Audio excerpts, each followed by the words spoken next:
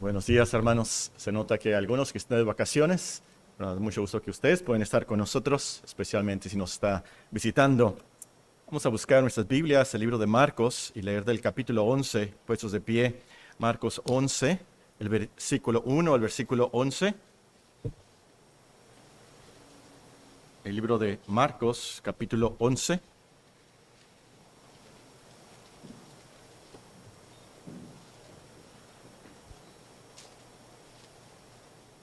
Refiriéndose a nuestro Señor Jesucristo y sus discípulos, nos dice en Marcos capítulo 11, y esta es palabra de Dios: cuando se acercaban a Jerusalén, junto a Betfagé y a Betania, frente al monte de los Olivos, Jesús envió 2 de sus discípulos y les dijo: Id a la aldea que está enfrente de vosotros, y luego que entréis en ella hallaréis un pollino atado, en el cual ningún hombre ha montado. Desatadlo y traedlo. Si alguien os dijere: ¿por qué hacéis esto? ¿Por qué hacéis eso? Decid que el Señor lo necesita y que luego lo devolverá. Fueron y hallaron el pollino atado afuera a la puerta, en el recodo del camino, y lo desataron. Y unos de los que estaban allí les dijeron: ¿qué hacéis desatando el pollino? Ellos entonces le dijeron como Jesús había mandado, y los dejaron. Y trajeron el pollino a Jesús, y echaron sobre él sus mantos, y se sentó sobre él. También muchos tendían sus mantos por el camino, y otros cortaban ramas de los árboles y las tendían por el camino. Y los que iban delante y los que venían detrás daban voces diciendo: Hosana, bendito el que viene en el nombre del Señor. Bendito el reino de nuestro padre David que viene. Hosana en las alturas. Y entró Jesús en Jerusalén y en el templo, y habiendo mirado alrededor todas las cosas, como ya anochecía, se fue a Betania con los 12. Aquí en la lectura de la Escritura vamos a orar todos juntos del Salmo 27. Salmo 27, vamos a leerlo en tono de oración, comenzando en el versículo 7 y terminando en el versículo 14. El Salmo 27, en versículo 7 al versículo 14. Vamos a apropiarnos de esta oración de David y vamos a orarla nosotros, todos juntos en voz alta. Oye, oh Jehová, mi voz con que a ti clamo, ten misericordia de mí y respóndeme. Mi corazón ha dicho de ti: buscad mi rostro. Tu rostro buscaré, oh Jehová. No escondas tu rostro de mí. No apartes con ira a tu siervo. Mi ayuda has sido. No me dejes de mí, Dios de mi salvación. Aunque mi padre y mi madre me dejaran, con todo Jehová me recogerá. Enséñame, oh Jehová, tu camino, y guíame por senda de rectitud a causa de mis enemigos. No me entregues a la voluntad de mis enemigos, porque se han levantado contra mí testigos falsos y los que repiten crueldad. Hubiera yo desmayado si no creyese que veré la bondad de Jehová en la tierra de los vivientes. Guarda a Jehová, esfuérzate y aliéntese tu corazón. Sí, espera a Jehová. En nombre de Cristo Jesús. Amén. Amén. Sentémonos, hermanos. Estamos estudiando el libro de Marcos, versículo por versículo, y ya llegamos a este capítulo 11. No sé cómo titula su Biblia, su versión, esta sección de Marcos 11, del 1 al 11. Mi Biblia la titula La entrada triunfal en Jerusalén. Y es cierto que fue una entrada triunfal, pero todavía faltaba el triunfo. Al final de esa semana, el Señor triunfaría sobre el diablo, sobre el pecado y sobre la muerte misma. Y es de notarse que todos los evangelistas, es decir, Mateo, Marcos, Lucas y Juan, reportan este incidente. Hay pocos incidentes que todos nos relatan, como la alimentación de los 5,000. Y este es uno de esos incidentes. Por supuesto, reconocieron que era muy importante en el ministerio del Señor. Y nosotros, por supuesto, con mucha razón, celebramos también la entrada triunfal a Jerusalén durante Semana Santa, pero nosotros le llamamos Domingo de Ramos. Ahora, hay varias lecciones en este pasaje, pero vamos a dedicarnos a las principales. Vamos a enlistar 4 lecciones de este pasaje. Y la primera lección es que el Señor entró a la gran batalla en Jerusalén como un rey valiente y victorioso. El Señor entró a la gran batalla en Jerusalén como un rey valiente y victorioso. Nos dicen los primeros versículos, Marcos 11, 1 y 2. Cuando se acercaban a Jerusalén, junto a Betfagé y a Betania, frente al monte de los olivos, Jesús envió 2 de sus discípulos y les dijo: Id a la aldea que está enfrente de vosotros, y luego que entréis en ella, hallaréis un pollino, es decir, un asno, un burro. Hallaréis un pollino atado, en el cual ningún hombre ha montado. Desatadlo y traedlo. Al leer, cuando se acercaban a Jerusalén, no olviden que el Señor sabía exactamente lo que pasaría en esos días en Jerusalén. Nos dice en Marcos 10:32, la página anterior, Marcos capítulo 10 y versículo 32, iban por el camino, subiendo a Jerusalén, Jesús iba adelante, y ellos se asombraron y le seguían con miedo. Entonces, volviendo a tomar a los 12 aparte, les comenzó a decir las cosas que le habían de acontecer, que iba a pasar en Jerusalén. Él lo sabía, versículo 33. He aquí, subimos a Jerusalén. El Hijo del Hombre será entregado a los principales sacerdotes y a los escribas, y le condenarán a muerte, y le entregarán a los gentiles, le escarnecerán, le azotarán, escupirán en él y le matarán. Mas al tercer día resucitará. Ahora, van a rumbo a Jerusalén, y hay mucha gente que va rumbo a Jerusalén y que está en Jerusalén porque es el festival de la Pascua. La semana llamada la Semana de Pasión, la Semana de la Pascua para los judíos en ese tiempo. Calculan que más o menos 2 millones de personas estaban en esos días en Jerusalén. Y el Señor no entró incógnito a la ciudad. No lo pudo hacer más abiertamente y más públicamente.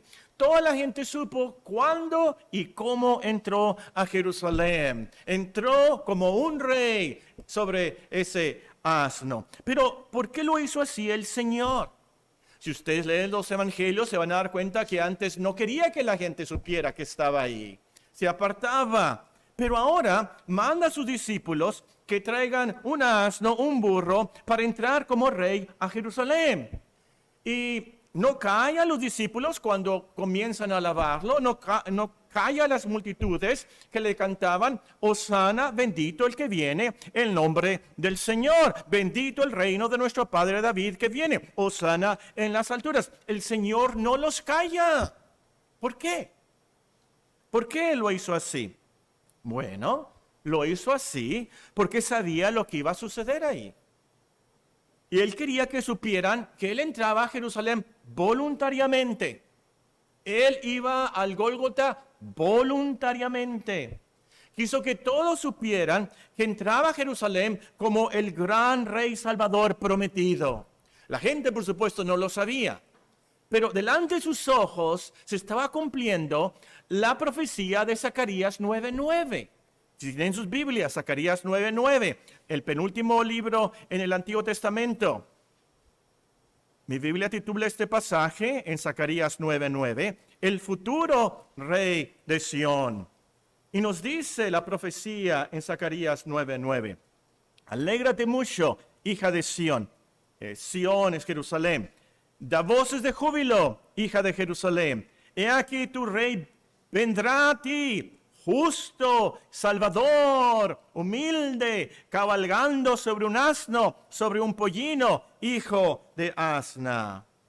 La gente no sabía lo que estaba pasando realmente, pero Cristo sí sabía lo que estaba pasando. Y él quería que la gente supiera lo último. Y nos dice Juan también esto. Después los discípulos se dieron cuenta que así había sucedido y que conforme había sido profetizado. Lo dice en Juan capítulo 12.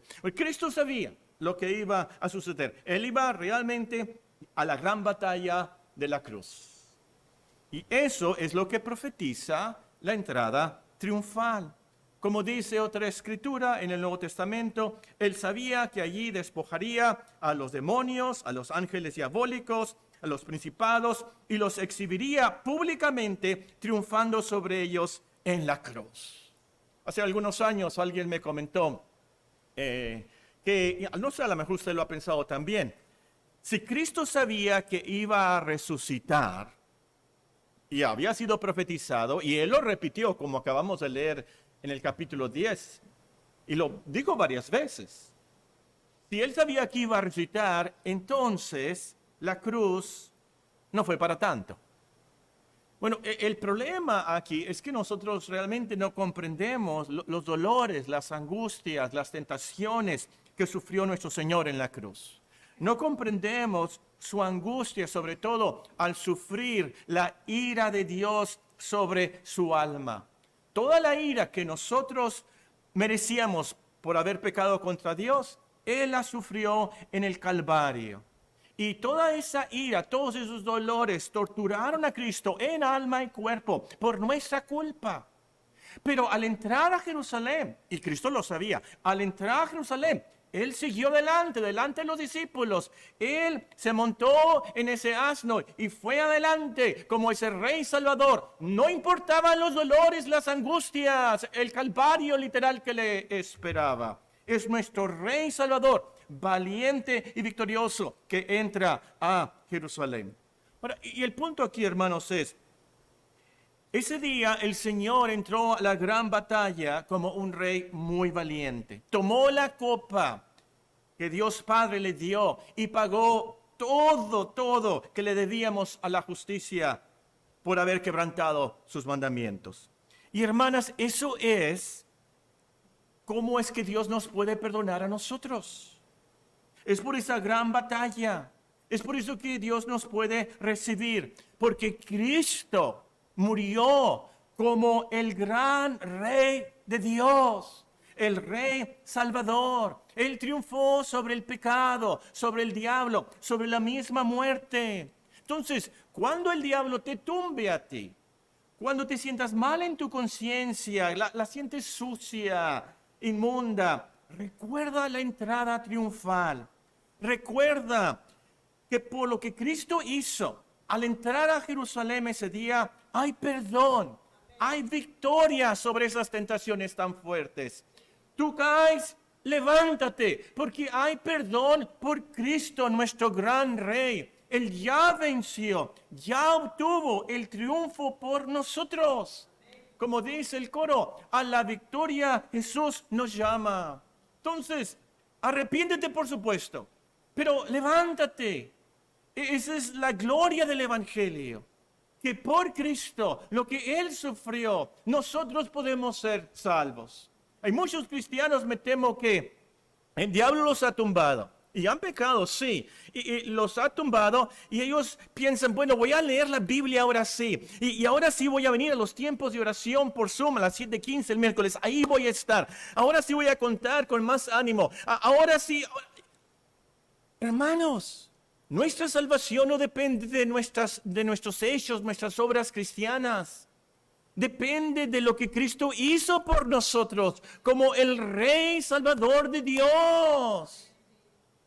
Porque te voy a asegurar, porque me ha pasado a mí, vas a fallar en la lectura de la Biblia, vas a fallar en tu asistencia, vas a fallar en tus virtudes, y hasta se te va a salir una mala palabra, y vas a decir tú, pero ¿cómo me voy a ir al infierno?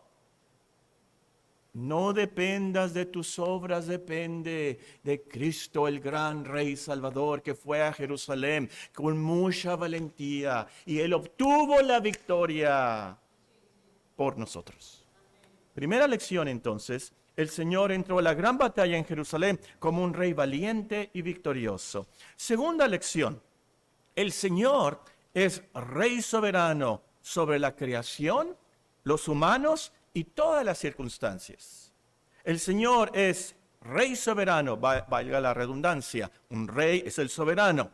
Es soberano sobre la creación, los humanos y todas las circunstancias. Siguiendo ahí con el pasaje en Marcos 11, nos dice en el versículo 3, el primero les da instrucciones, van a ir acá, van a encontrar el burro atado, en el cual ningún hombre ha montado, desatarlo y traerlo. Y versículo 3, si alguien nos dijere, ¿por qué hacéis eso? Decir que el Señor lo necesita y que luego lo devolverá. Fueron y hallaron el pollino atado afuera a la puerta, en el recodo del camino, y lo desataron. Y uno de los que estaban allí les dijeron, ¿qué hacéis desatando el pollino? Ellos entonces les dijeron como Jesús había mandado y los dejaron. Y trajeron el pollino a Jesús y echaron sobre él sus mantos y se sentó sobre él. ¿Verdad? Que el Señor es soberano aquí es una palabra que usamos mucho los cristianos y que a veces se me olvida que la debo de definir. Que el Señor es soberano quiere decir que Él hace su voluntad. Él hace lo que Él quiere. Él gobierna, dispone, dirige todo para cumplir su voluntad, sus propósitos. Ahora aquí el Señor soberanamente preparó todo para que en ese pueblo, en esa aldea, hubiera un burro atado en una puerta. Y que alguien iba a preguntar, probablemente los dueños, yo me los imagino si estuvieran aquí en Sonora, ¿a dónde? ¿Verdad? Nuestro Señor Jesucristo lo había predispuesto todo así. Y lo iban a dejar, los iban a dejar, después la explicación que el Señor lo necesitaba y que después lo iba a devolver. Y no había ningún problema. Ahora, yo no sé ustedes, pero yo nunca he montado un burro. Y yo nunca me atrevería a montar un burro en el cual ningún hombre ha montado. Lógico. ¿Cómo me voy a subir a un caballo, a un burro, en el cual nadie ha montado? Los caballos, los burros, necesitan ser entrenados, amansados, para que puedan ser montados. Y por cierto, no sé si ustedes se han puesto a pensar, ¿por qué dice aquí que había un burro que nadie había montado antes? ¿Por qué? ¿Por qué dice eso? Podemos pensar por Números 19, el versículo 2.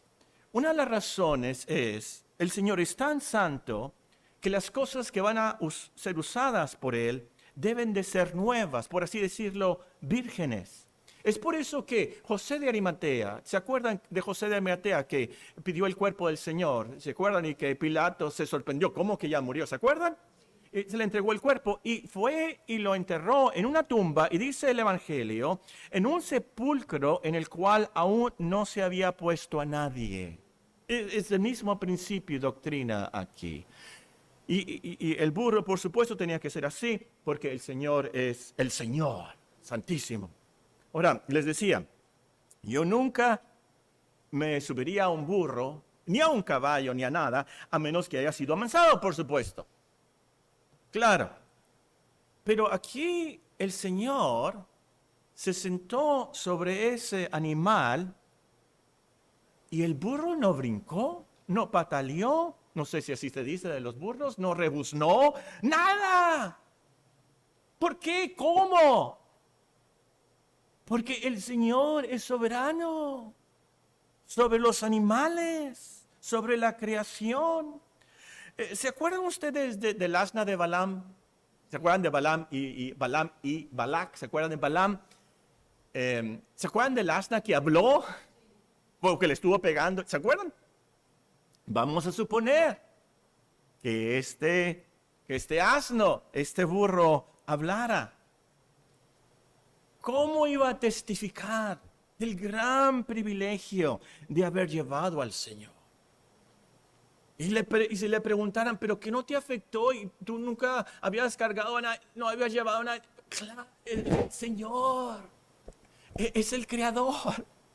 Y en mi imaginación, yo me imagino que las multitudes comenzaron a cantar Hosana, y el burro también comenzó a cantar Hosana, ¿verdad? Si supiera hablar. Bueno, no le digan a Julia que les conté eso, porque luego me regaña, dice que yo soy muy fantasioso.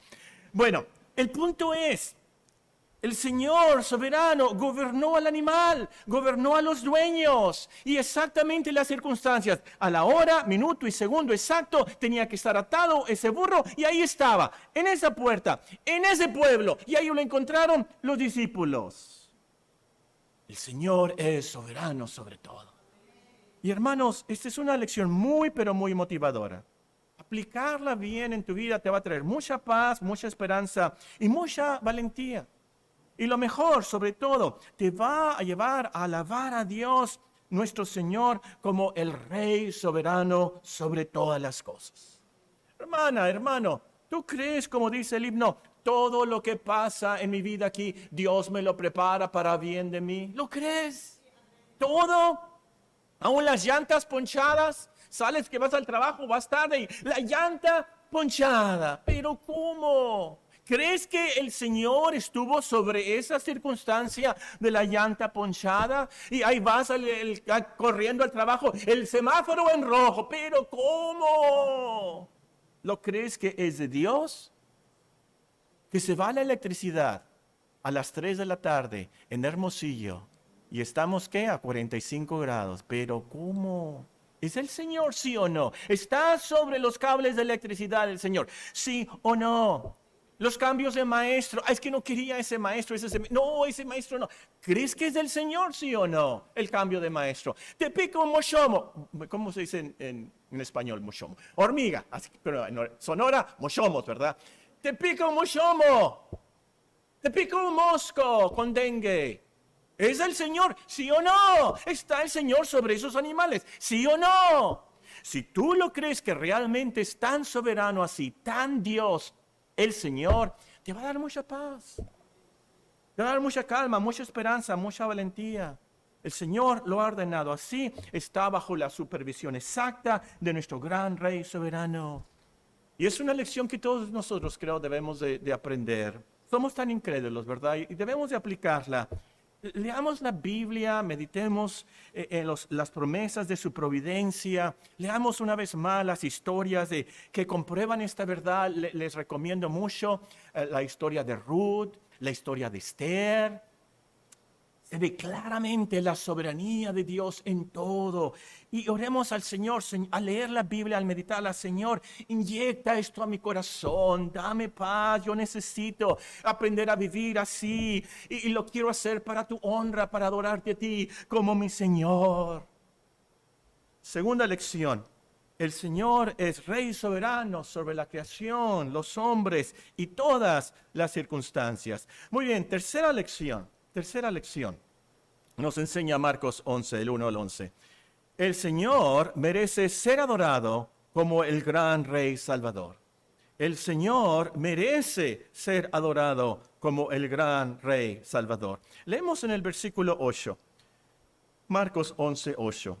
También muchos tendían sus mantos por el camino y otros cortaban ramas de los árboles. Es por eso que se llama Domingo de Ramos, ¿verdad? Cortaban ramas de los árboles, las tendían por el camino. Y los que iban delante y los que venían detrás daban voces diciendo: Hosana, bendito el que viene en el nombre del Señor, bendito el reino de nuestro Padre David que viene. Hosana en las alturas. Y quiero que vean conmigo, por favor, el pasaje paralelo de Mateo, porque agrega unas cosas. Mateo, en el capítulo 21 y el versículo 8. Mateo, capítulo 21 y el versículo 8. Mateo 21 y versículo 8. La misma incidente, es otras palabras que nos agrega aquí Mateo 21, versículo 8. Y la multitud, que era muy numerosa, tendía sus mantos en el camino, y otros cortaban ramas de los árboles y las tendían en el camino. Y la gente que iba adelante y la que iba detrás aclamaba diciendo: Hosana al Hijo de David, bendito el que viene en el nombre del Señor, Hosana en las alturas. Cuando entró él en Jerusalén, toda la ciudad se conmovió diciendo: ¿quién es este? Y la gente decía: este es Jesús, el profeta de Nazaret de Galilea. Y entró Jesús en el templo de Dios y echó fuera a todos los que vendían y compraban en el templo, volcó las mesas de los cambistas y las sillas de los que vendían palomas, y les dijo: escrito está, mi casa, casa de oración será llamada, mas vosotros la habéis hecho cueva de ladrones. Y vinieron a él en el templo ciegos y cojos, y los sanó. Pero los principales sacerdotes y los escribas, viendo las maravillas que hacía, y a los muchachos aclamando en el templo y diciendo: Hosana al Hijo de David, se indignaron y le dijeron: ¿oyes lo que estos dicen? Jesús les dijo, sí, ¿nunca leísteis de la boca de los niños, de los que maman, perfeccionaste la alabanza? Y dejándolos, salió fuera de la ciudad a Betania y posó allí. Ahora, de alguna manera nos podemos imaginar ese día. Millones de personas en Jerusalén. Los discípulos llevan el burro, el Señor se monta y comienzan los discípulos a alabarle. Y luego la multitud comienza a cantar, uno tras otro, hombres, mujeres, jóvenes, hasta los más niños, cantando en el coro allí. Y los podemos imaginar muy emocionados, como si estuvieran cantando el aleluya del Mesías, ¿verdad? ¿Y quién es este? Y todos cantando, maravilloso. Y no es coincidencia aquí. Esas multitudes adoraron al Señor cantando estrofas del Salmo 118. Acá lo aprendimos hace poco. Es del Salmo 118 que los judíos cantaban durante el tiempo de la Pascua. Varios de esos salmos. Y también en esas últimas estrofas del Salmo 118 se refieren a la crucifixión y resurrección del Señor. Entonces, lo que cantaron, ese himno muy apropiado para esa entrada triunfal del Señor. La multitud no lo sabía, pero estaba profetizando lo que pasaría en unos días, en esa Semana Santa, en esa primera Semana Santa. Y también, es muy triste, ¿verdad? Pero ustedes lo saben, la gran mayoría de esa multitud que ese día cantaron hosanas a Cristo, en unos días, la misma gente iba a estar gritando, queremos a Barrabás, queremos a Barrabás. Y Pilato diciéndoles, ¿y qué voy a hacer del Cristo? ¡Crucifícale! En vez de hosana, ¡crucifícale! Terrible. Al principio, por supuesto, la entrada triunfal. Creyeron, este es el rey de los judíos que tanto esperábamos, el rey Salvador. Lo esperaban como un Mesías, un rey, como lo esperaban la mayoría, si no es que todos los judíos de ese tiempo, que iba a conquistar a los romanos, los iba a hacer ricos y muy influyentes en el mundo, a todos los judíos. Pero vieron que no era así y lo rechazaron. Lo rechazaron totalmente, lo crucificaron. Así de inconstantes y volubles son los hombres incrédulos. Y seguimos así. Estaba acordando el otro día, en septiembre 11, famoso septiembre 11, cuando los terroristas estrellaron los aviones en Estados Unidos. ¿Se acuerdan? Muy impactante, y los noticieros comenzaron a hablar de una tercera guerra mundial. Y me di cuenta que muchos se asustaron. Muchos se asustaron y comenzaron a asistir a las iglesias. Gente que hace muchos años que no veía, aparecieron el domingo después del septiembre 11. Pero luego se acabó el impacto, las noticias, y la gente dejó de venir. Seguimos iguales, volubles, inconstantes. Pero el punto que quiero enfatizar aquí es que el Señor merece ser adorado. Es adorado. Será adorado. Los líderes religiosos, ustedes pueden leer en los evangelios, querían callar a los discípulos, querían que el Señor callara a los niños, que no canten esto los jóvenes, las multitudes no deben de cantar esto. El Señor les contestó, si estos no me adoran, las piedras van a comenzar a adorarme. Si estos no me cantan, las piedras van a comenzar a cantarme.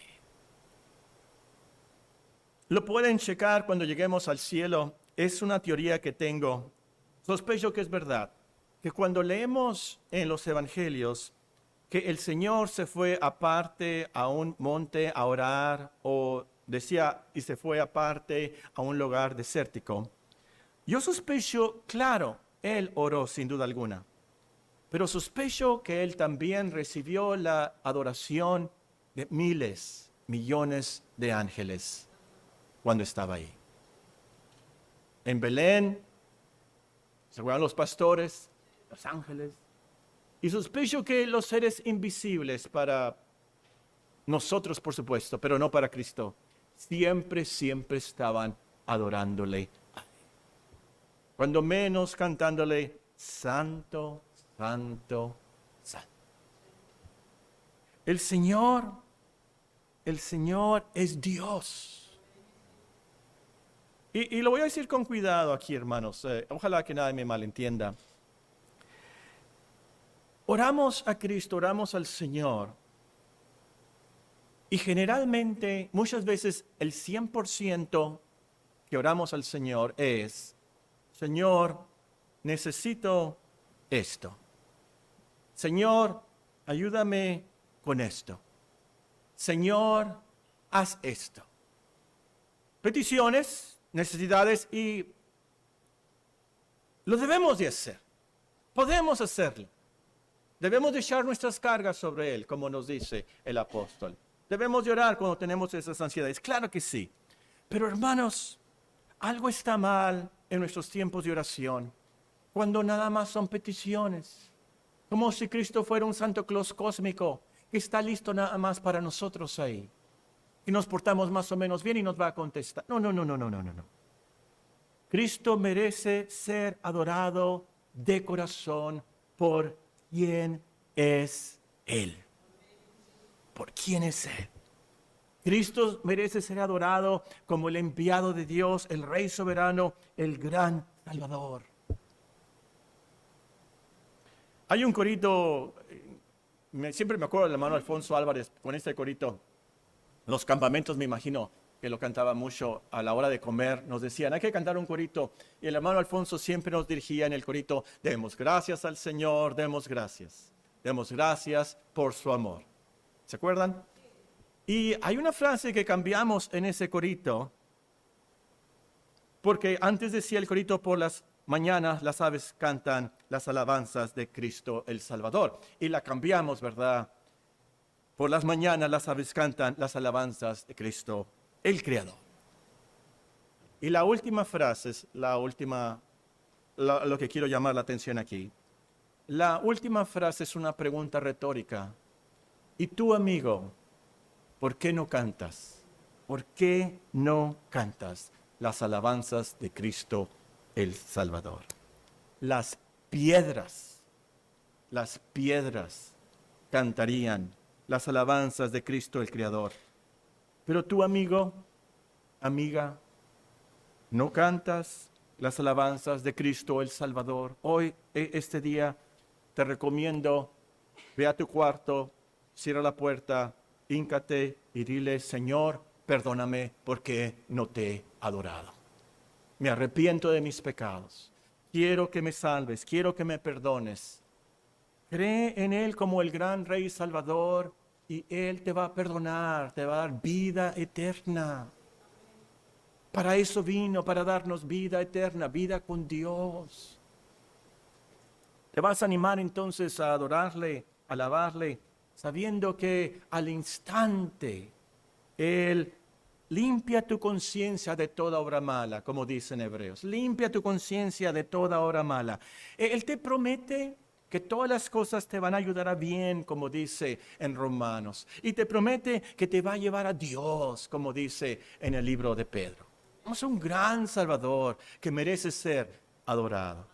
Bien, la última lección, la tercera lección fue: el Señor merece ser adorado como el gran Rey Salvador. La última lección: el Señor tiene un gran interés en el templo de Dios.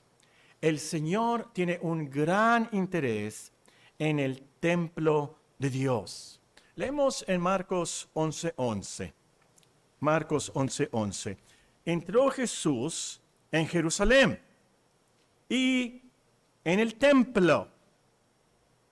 Y luego leemos, ya lo leímos en Mateo, no lo vamos a leer, del versículo 15 al versículo 19, la purificación del templo. Les leo nada más el versículo 15. Vinieron pues a Jerusalén y entrando Jesús en el templo. Versículo 27. Volvieron entonces a Jerusalén y andando él por el templo. Los expertos en la Biblia notan que en la entrada triunfal y en esa visita al templo se cumplió la profecía de Malaquías 3, donde dice: vendrá súbitamente a su templo el Señor, a quien vosotros buscáis, y el ángel del pacto, a quien deseáis vosotros. Pero debemos de pensar que no fue la única vez que el Señor fue al templo. Por supuesto que no, desde niño fue al templo. Lucas nos reporta cuando tenía 12 años. Se les perdió, ¿verdad? A José y a María se les perdió el niño. ¿Y dónde lo encontraron? En el templo. Y él les dice: en la casa de mi padre tengo que estar. ¿Se acuerdan? Y una y otra vez vamos a leer en los evangelios que el Señor enseñaba en el templo. Y el punto aquí es: el Señor fue a Jerusalén, específicamente también aquí, y entró en el templo, se preocupaba por la pureza del templo. ¿Por qué? Porque en ese tiempo, allí era el lugar donde se oraba a Dios, allí era el lugar donde se adoraba a Dios. No era el edificio en sí, pero porque en el edificio se adoraba a Dios, para Cristo, lo máximo. Lo más importante es que Dios sea honrado y glorificado. Ese es el punto aquí.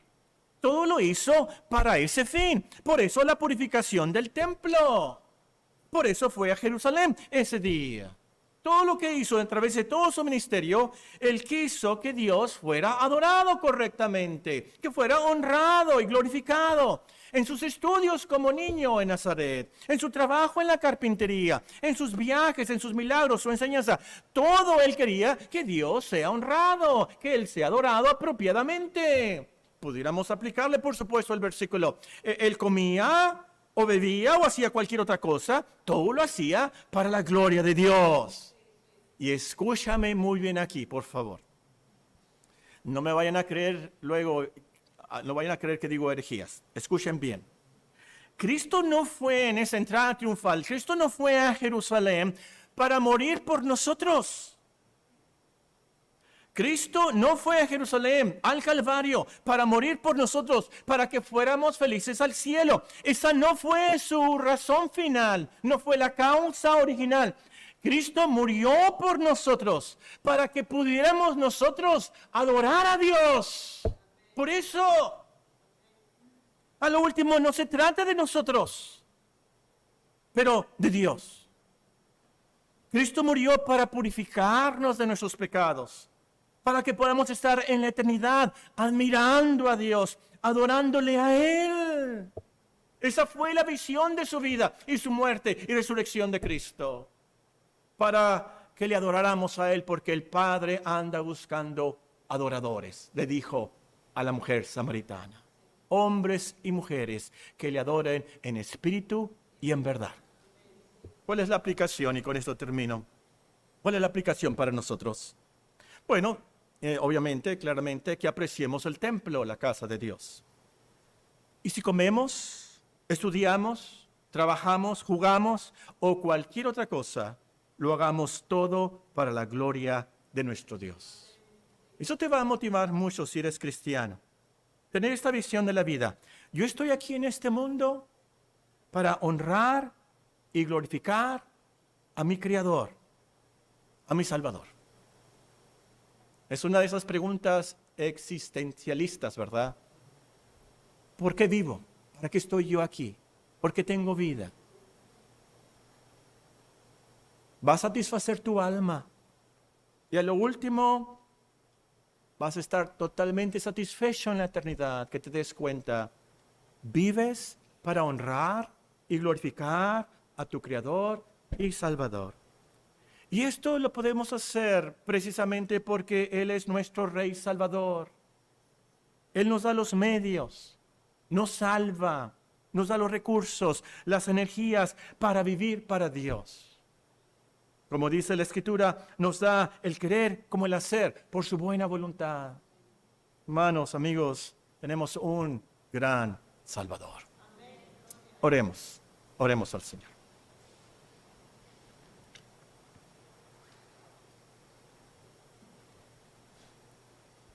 Padre Santísimo, Te damos gracias por tu palabra. Gracias, Señor, que tú eres un Dios tan amoroso, misericordioso, que enviaste a tu Hijo a morir por nosotros. El gran Rey del universo, el gran Rey de Israel, murió por nosotros en la cruz. Fue a Jerusalén voluntariamente y con tanta valentía a sufrir todo lo que nosotros merecíamos sufrir por nuestros pecados. Él lo tomó, Él sufrió todo por nosotros. Te pedimos, Señor, por sus méritos, que envíes tu Santo Espíritu, que nos ilumine, nos consuele, nos enseñe estas verdades, las inyecte a nuestros corazones y podamos vivirlas. Que tengamos paz y descanso en este día, sobre todo en nuestra alma, sabiendo que Cristo murió por nuestros pecados conforme a las Escrituras y resucitó al tercer día conforme a las Escrituras, para justificarnos, declararnos justos delante de ti, para interceder por nosotros. Gracias, Señor, por tu palabra, estas promesas, estas lecciones de nuestro gran Salvador Jesucristo. Él merece toda la gloria. Oh Señor, ayúdanos como iglesia a enfocarnos, a cuidarnos cómo oramos, cómo adoramos, que adoremos y oremos a nuestro Señor y lo adoremos en nuestras palabras, en nuestra vida, con todo nuestro corazón. Ayúdanos, Señor. Somos débiles. Con tus fuerzas, con tu ayuda, cumpliremos con estas lecciones y adorarte como tú te lo mereces. En Cristo Jesús. Amén. Amén. Vamos a despedirnos, hermanos, cantando del himno 146.